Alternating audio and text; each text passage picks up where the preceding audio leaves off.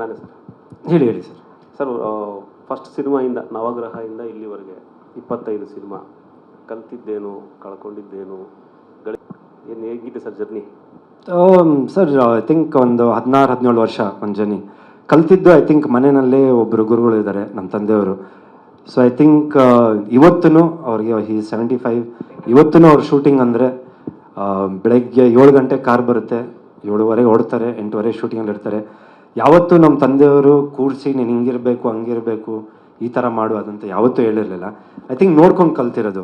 So ಇವತ್ತೂ ಅದು ನೋಡಿದಾಗ ಇಷ್ಟು ಸೀನಿಯರ್ ಆ್ಯಕ್ಟರು ಇಷ್ಟೊಂದು 250 ಸಿನಿಮಾ ಮಾಡಿದ್ದಾರೆ, ಬಟ್ ಅದು ಅದೇ ಶ್ರದ್ಧೆ ಅದೇ ಇದು. ಸೊ ಐ ಥಿಂಕ್ ಅದು ಮನೆಯಿಂದನೇ ಬಂದಿರೋದು ಸರ್.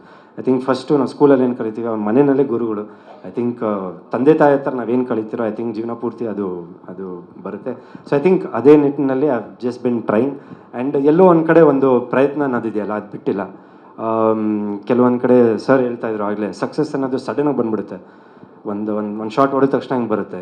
ಕೆಲವ್ರಿಗೆ ಹಿಂಗೆ ಹೊಡಿತಾನೆ ಇರಬೇಕು, ಗನ್ ಶಾಟ್ ಹೊಡಿತಾನೆ ಇರಬೇಕು, ಎಲ್ಲೋ ಒಂದು ಕಡೆ ಒಂದು ಸಿಗುತ್ತೆ.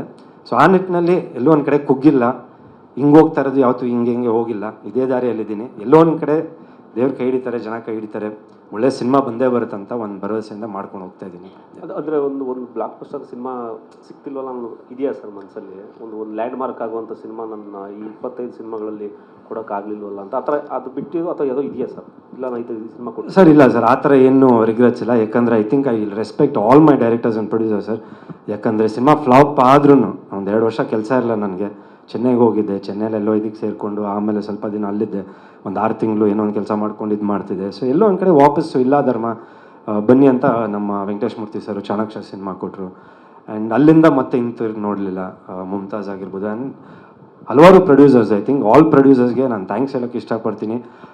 ಯಾಕಂದರೆ ಅದೇ ನಾನು ಅವಾಗಲೇ ಹೇಳ್ದಂಗೆ ತುಂಬ ಕಷ್ಟ ಸರ್. ಯಾಕಂದರೆ ಒಂದು ಭರವಸೆ ಇಟ್ಕೊಂಡು ಬರ್ತಾರಲ್ಲ, ಇಲ್ಲ ಧರ್ಮ ಒಂದು ಸಿನಿಮಾ ಮಾಡೋಣ ಬಾ ಅಂತ. So I think I should thank them. ಎಲ್ಲೊಂದು ಕಡೆ ಬ್ಲಾಕ್ ಬಸ್ಟರ್ ಅನ್ನೋದು ಸ್ವಲ್ಪ ಲಕ್ ಅನ್ನೋದು ಒಂದು ಫ್ಯಾಕ್ಟ್ರು, ಎಲ್ಲ ಕೂಡಿ ಬರಬೇಕು. ಒಂದು ಊಟ ಅಂದಮೇಲೆ ಎಲ್ಲ ಇರಬೇಕು. ಸೊ ಅದೆಲ್ಲೋ ಒಂದು ಕಡೆ ಒಂದು ಮ್ಯೂಸಿಕ್ ಆಗಿರ್ಬೋದು, ಮೇಕಿಂಗ್ ಆಗಿರ್ಬೋದು, ಕತೆ ಆಗಿರ್ಬೋದು, ಪ್ರತಿಯೊಂದನ್ನು ಕೂಡಿ ಬರಬೇಕು. ಆಮೇಲೆ ಪಬ್ಲಿಸಿಟಿ ಆಗಿರ್ಬೋದು. ಐ ಥಿಂಕ್ ನನ್ನ ಕೆರಿಯರಲ್ಲಿ ಆಗಿದ್ದು ಕೆಲವೊಂದು ವಿಷಯದಲ್ಲಿ ನನ್ನದೇ ಕೆಲವು ತಪ್ಪುಗಳು ಇರ್ಬೋದು. ಮೈಟ್ ಬಿ ಪರ್ಫಾರ್ಮೆನ್ಸಲ್ಲಿ ಇರ್ಬೋದು, ಇಲ್ಲ ಎಲ್ಲೋ ಒಂದು ಕಡೆ ನಂದು ಇರ್ಬೋದು, ತಪ್ಪುಗಳು ಇರ್ಬೋದು. ಇಲ್ಲ ಕೆಲವೊಂದು ಕಡೆ ಸಿನಿಮಾ ಮಾಡ್ತೀವಿ, ಪಬ್ಲಿಸಿಟಿ ಮಾಡಿಲ್ಲ. ಸೊ ರಾನಿ ಅಂತ ಒಂದು ಸಿನಿಮಾ ಮಾಡಿದ್ದೆ, ಅದು ಆ್ಯಕ್ಚುಲಿ ತುಂಬ ಚೆನ್ನಾಗಿ ಮೂಡಿ ಬಂದಿತ್ತು. ಬಟ್ ಭಾಳ ಡಿಸಪಾಯಿಂಟ್ ಆಗಿದೆ ಏನಂದರೆ ಒಂದು ಪಬ್ಲಿಸಿಟಿನೇ ಇರಲಿಲ್ಲ ಆ ಸಿನಿಮಾದು. ಆ್ಯಂಡ್ ಕೆಲವು ಸಿನಿಮಾ ಐ ಥಿಂಕ್ ನಿರ್ಮಾಪಕರು ಪಾಪ ದುಡ್ಡು ಹಾಕ್ತಾರೆ, ಬಟ್ ಎಲ್ಲೋ ಕತೆ ಅನ್ನೋದು ಇವತ್ತು I think I don't think it's about the major, I mean characters ಆಗಿರ್ಬೋದು ಇದಾಗಿರ್ಬೋದಲ್ಲ. ಐ ಥಿಂಕ್ ಕತೆ ಅನ್ನೋದೇ ದೊಡ್ಡ ಹೀರೋ ಆಗ್ಬಿಟ್ಟೈತೆ ಇವತ್ತು. ಕತೆ ಚೆನ್ನಾಗಿದೆ, ಜನಕ್ಕೆ ಇಷ್ಟಪಡ್ತಾರೆ ಅಂದರೆ ಮೌತ್ ಟು ಮೌತ್ ಪಬ್ಲಿಸಿಟಿ, ಯಾವುದಪ್ಪ ಚೆನ್ನಾಗಿ ಮಾಡಿದ್ದಾರೆ, ಸಿನಿಮಾ ಚೆನ್ನಾಗಿ ಮಾಡಿದ್ದಾರೆ, ನೋಡೋಣ ಒಳ್ಳೆ ಸಿನಿಮಾ ಮಾಡ್ಯಾರ ಅಂತದ್ದು ಬಂದರೆ ಐ ಥಿಂಕ್ ಅದು ಅಲ್ಲೇ ಒಂದು ಗೆಲುವು. ಇವತ್ತು ಬರೀ ಇವಾಗ ಏನೋ ದೊಡ್ಡದಾಗಿ ಮಾಡ್ಬಿಡ್ತೀವಿ, ಒಂದು 20 ಕಾರ್ ಬ್ಲಾಸ್ಟ್ ಮಾಡ್ಬಿಡ್ತೀವಿ, ಇಲ್ಲ ಇದು ಮಾಡ್ತೀವಿ, ಅದು ಒಂದು ಇದರಲ್ಲಿದೆ ಸಿನಿಮಾ ಅನ್ನೋದು.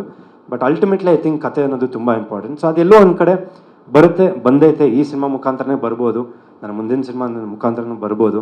ಅಮರಾವತಿ ಪೊಲೀಸ್ ಸ್ಟೇಷನ್ ಸಿನಿಮಾ ಅದು ರೆಡಿ ಇದೆ. ಸೊ ಐ ಥಿಂಕ್ ಎಲ್ಲೋ ಒಂದು ಕಡೆ ಒಂದು ಕಾನ್ಫಿಡೆನ್ಸ್ ಇದೆ ಆಗುತ್ತೆ ಅಂತ. ಒಳ್ಳೆಯದಾಗಲಿ sir. Thank you sir, thank you so much. Thank you sir, thank you. Thank you Dharma Keerthiraj sir, thank you so much. ತುಂಬಾ ಆನೆಸ್ಟ್ ಆಗಿ ಹೇಳಿದ್ರು ನೋಡಿ, ನಾನು ಪರ್ಫಾರ್ಮೆನ್ಸ್ ಮೂಲಕ ಕಲಿತಾ ಹೋದೆ ಅಂತ. ತುಂಬಾ ಕಡಿಮೆ ಜನ ಒಂದು ಆಕ್ಸೆಪ್ಟೆನ್ಸ್ ಇರೋದು. ಅಂಡ್ ಕೊನೆಯದಾಗಿ ವಿಜಯ್ ಸಿನಿಮಾಸ್ ಇಂದ Vijay sir on stage please.